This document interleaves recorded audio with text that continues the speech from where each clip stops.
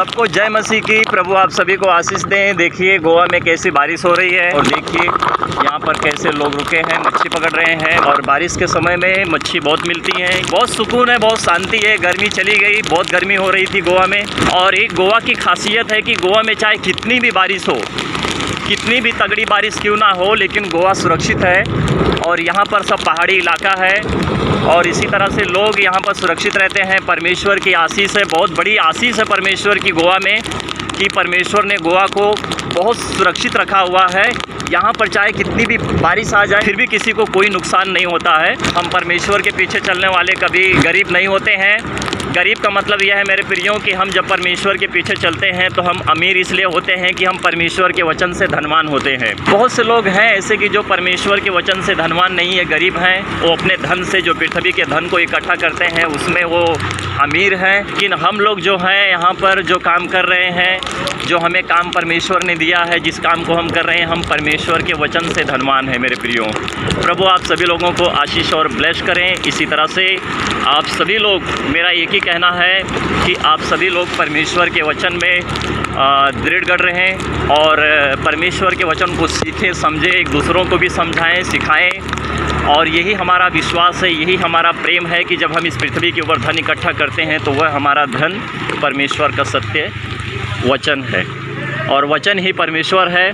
और परमेश्वर के लिए ही सही काम को करो कि जो परमेश्वर तुम्हें सारा काम दिखाता है उन कामों को आप करते रहो, कि परमेश्वर के आशीष के द्वारा आप लोग फूलो फलो।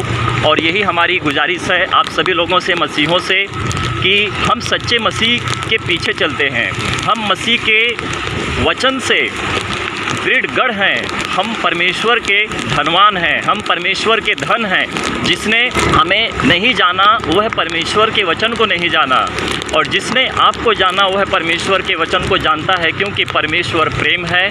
परमेश्वर प्रभु यीशु मसीह, जिस तरह से हम परमेश्वर के वचन का सुसमाचार लोगों तक पहुंचाते हैं, और यही हमारे लिए अच्छा काम है कि परमेश्वर ने हमें अपने वचन के द्वारा नबूवत करने के लिए नवाजा है कि हम परमेश्वर के वचन का सुसमाचार आप सभी लोगों तक पहुंचाते हैं। सो हम वही करें जो परमेश्वर की इच्छा गवाही देती है।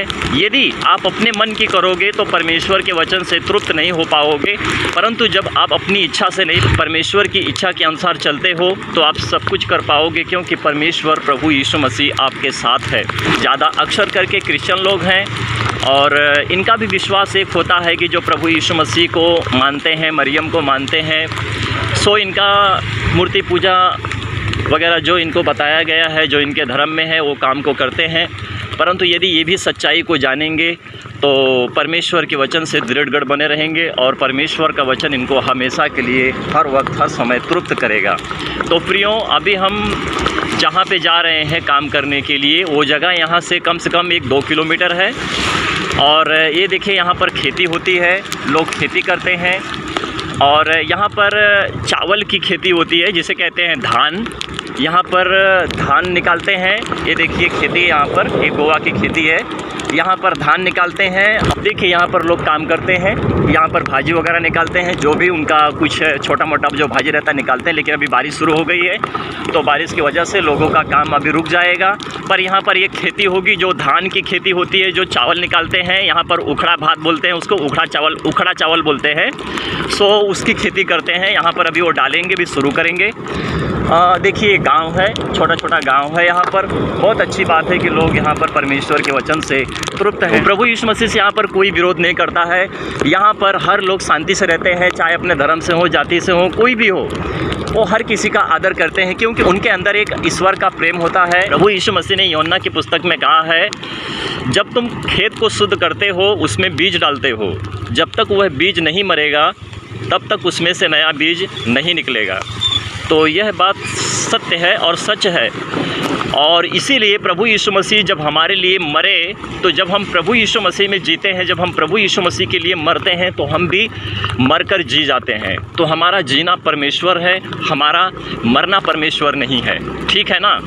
शरीर तो मरता है परंतु आत्मा नहीं मरता है मेरे प्रियो। अगर हमारी शरीर कभी हमारा साथ छोड़ देती है हमारी उम्र से, हमारे बुढ़ापे में, परंतु हमारी जो आत्मा है प्रियो, ये परमेश्वर के पास चली जाएगी। और परमेश्वर जब प्रभु यीशु मसीह अंत के दिनों में आएंगे, जैसे उन्होंने कहा है कि हर किसी का न्याय होगा। सो उसी तरह से हम सबका न्याय होगा और हम फिर जिलाए जाएंगे और हम परमेश्वर के राज्य के लिए खड़े होंगे। और जैसे हमने कहा कि परमेश्वर का वचन हमें शुद्ध करता है, पवित्र करता है। हम जब सच में परमेश्वर को जानते हैं तो यही हमारा काम है कि परमेश्वर ने हमको पवित्र ठहराया है। देखिए यहाँ पर कुछ काम चल रहा है, ये रास्ता का काम चल रहा है जो बना रहे हैं यहाँ पर सभी लोग। बहुत अच्छी बात है। और हम अपने जगह पर आ गए हैं। देखिए एक क्रॉस है, आप इसको चैपल बोलते हैं, ये क्रॉस है। अभी हम इसके नज़दीक में आ गए हैं काम पर। और जो मैंने वीडियो बनाई है प्रियो, मैं आप सभी लोगों तक शेयर ज़रूर करूंगा। इस वीडियो को अपलोड करूंगा, आप लोग देखना। आज 25 तारीख है, 25 तारीख की यह बारिश है जो अभी थोड़ा सा कम हो गई है। ये घर है, हम यहाँ पे पहुँच गए हैं। इस घर में हमारा काम